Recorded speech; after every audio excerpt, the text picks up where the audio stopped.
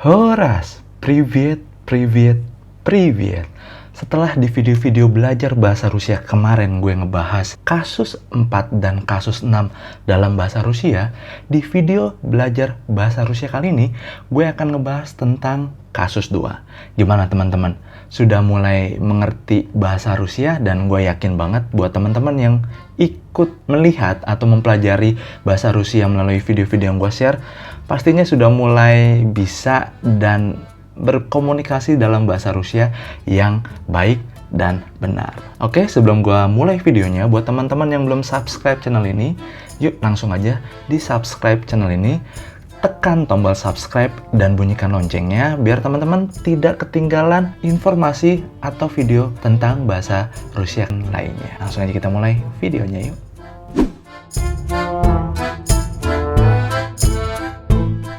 Oke, pertama-tama gue akan ngejelasin tentang apa sih kasus 2 dalam bahasa Rusia. Nah, kasus 2 dalam bahasa Rusia nama kerennya adalah Radichelny Pages. Terus, apa sih yang membedakan kasus ini dengan kasus-kasus lainnya? Nah, kasus 2 sendiri mempunyai fungsi untuk menunjukkan kepemilikan dan menunjukkan negasi. Banyak sih, ada beberapa, tapi di dalam video ini gue akan ngebahas khusus untuk menunjukkan bahwa kasus 2, bentuk kasus 2 pada suatu kata benda menunjukkan kepemilikan tanpa menggunakan preposisi atau menggunakan preposisi. Jadi ada 2 bentuk kasus 2 yang akan gue bahas dalam video kali ini. Nah, mungkin kalian teman-teman mulai bingung nih, gimana sih, apa sih gitu. Langsung aja deh gue kasih tahu contohnya ya.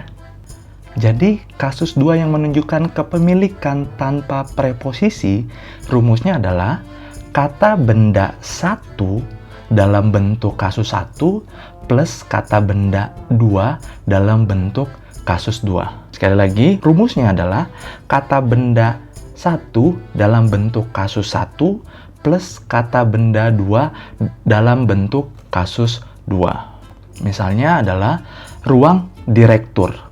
Dalam bahasa Rusianya adalah kabinet direktora. Ruang direktur memiliki arti suatu ruang yang dimiliki direktur atau tempat kerja direktur. Kata kabinet dalam frasa kabinet direktora dalam bentuk kasus 1 sehingga tetap kabinet. Namun kata direktora merupakan bentuk kedua dari kata direktor. Kenapa harus menjadi bentuk kasus kedua? Karena untuk menunjukkan kepemilikan bahwa kabinet itu merupakan kabinet direktor. Jadi, ruang direktur bahasa Rusianya adalah kabinet direktora. Contoh lagi misalnya, rumah Marina dalam bahasa Rusia adalah Dom Mariny. Rumah Marina memiliki arti bahwa suatu rumah tersebut dimiliki oleh Marina atau rumahnya Marina. Kata rumah dalam bahasa Rusia adalah dom. Dom ini adalah bentuk kasus 1, tidak mengalami perubahan. Namun, kata Marina berubah menjadi Marine untuk menunjukkan kepemilikan bahwa rumah tersebut adalah milik Marina. Jadi, rumahnya Marina, bahasa Rusianya adalah Dom Marine. Gimana nih teman-teman? Mulai mengerti atau mulai pusing nih? Jadi ada 2 kata benda. Kata benda pertama masih bentuk kasus 1. Nah, yang menunjukkan kepemilikan dari kata benda pertama adalah kata benda kedua dan harus dalam bentuk kasus 2. Makanya kayak tadi kan ruangannya direktor, jadi kabinet direktora. Lalu rumahnya Marina dalam bahasa Rusianya adalah Dom Marine. Jadi dom merupakan rumah, masih bentuk kasus 1, lalu Marinanya berubah menjadi Marine karena itu merupakan bentuk kasus 2 dari kata Marina. Lalu bagaimana tentang kasus 2 yang menunjukkan kepemilikan dengan preposisi? Nah, untuk menunjukkan kepemilikan ada preposisi khusus yang digunakan. Buset, belibet banget ya. Preposisi khusus atau kata depan. Preposisi adalah kata depan, yaitu u. Ya, memang kalau huruf Latin dia seperti Y, tapi dia adalah di huruf U, dibacanya U. Oke. Nah, preposisi U menunjukkan bahwa dia harus dalam bentuk kasus 2 atau radicalne pages. Nah, rumusnya adalah u kavo jest što. Artinya, siapa punya apa? U kavo ini dia adalah bentuk kasus 2 dari kata keto. Sekali lagi, u kavo jest što. Nah, sto-nya ini merupakan kata benda bentuk kasus 1. Artinya adalah siapa punya apa. Nah, kita langsung masuk ke contohnya. Contoh yang pertama, misalnya, umenya jest ručka. Artinya, saya punya pulpen. Kalau kita bedah kalimat ini, u merupakan preposisi kasus 2. Kalau diartikan dalam bahasa Indonesia adalah di. Me-nya adalah saya. Me-nya ini merupakan bentuk kasus 2 dari kata ya. Makanya ia berubah karena dia menggunakan preposisi u. Sekali lagi, karena dia menggunakan preposisi u. Sehingga ia harus berubah menjadi me-nya. Yes merupakan verba atau kata kerja. Ini merupakan bentuk dasar tidak perlu dikonjugasikan. Nah, ručka artinya adalah pulpen. Dia merupakan bentuk kasus 1, tidak berubah. Jadi, umenya jest ručka jika diartikan satu persatu kata menjadi di saya ada pulpen. Namun, jika kita bicara seperti itu tidak enak, sehingga artinya umenya jest ručka diartikan dalam bahasa Indonesia adalah saya punya pulpen.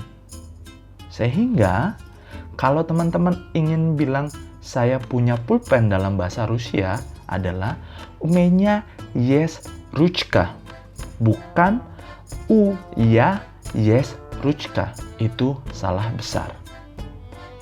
Gimana penjelasannya? Sudah mulai mengerti ya? Gue harap banget sih sudah mulai mengerti.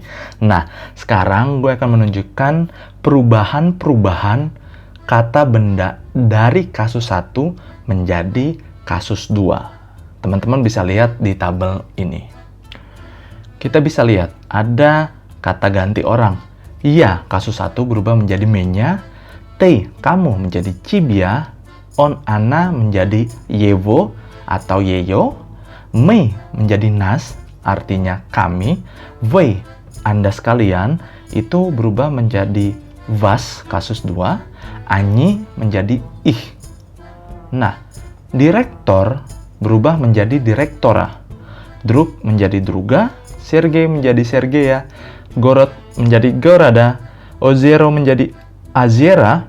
Moria menjadi moria. Obsezicie menjadi obsezicia. Vada menjadi vode. Mašina menjadi mašine. Biblioteka menjadi biblioteki. Padruga menjadi padrugi. Untuk kata benda gender cowok atau maskulin, di akhir kata diberikan tambahan huruf A. Seperti direktor menjadi direktora. Drug menjadi druga. Sergei menjadi sergeya. Nah, untuk kata benda gender cewek, huruf A yang ada di akhir sebuah benda diubah menjadi E atau I. Ubahan A menjadi E digunakan pada huruf konsonan lunak. Contohnya seperti tadi. Vada menjadi vodei. Mašina menjadi mašine. Nah, kapan A menjadi I?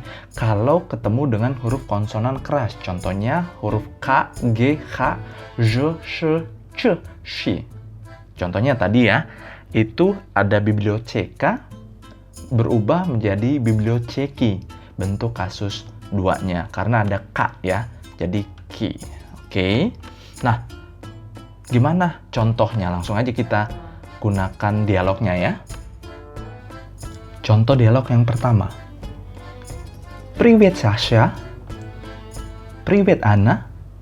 Ты куда идешь? Я иду к директору. Ты знаешь, где кабинет директора? Извини, я не знаю. Ладно, я спрашиваю другого. Пока, пока. Contoh dialog kedua. Ребята, у кого есть ручка? У меня нет ручки.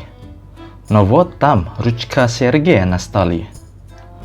Oke, спасибо. Nah, itu aja penjelasan gue mengenai Radichelny Pages dalam bahasa Rusia atau kasus kedua. Semoga informasi yang gue share ke teman-teman bisa membantu teman-teman dalam mempelajari bahasa Rusia dan kalian semakin mahir dalam berkomunikasi bahasa Rusia. Jika teman-teman merasa videonya membantu teman-teman, jangan lupa untuk like, share, dan komen jika teman-teman suka videonya. Terima kasih telah menonton. Horas, salam dari Indonesia.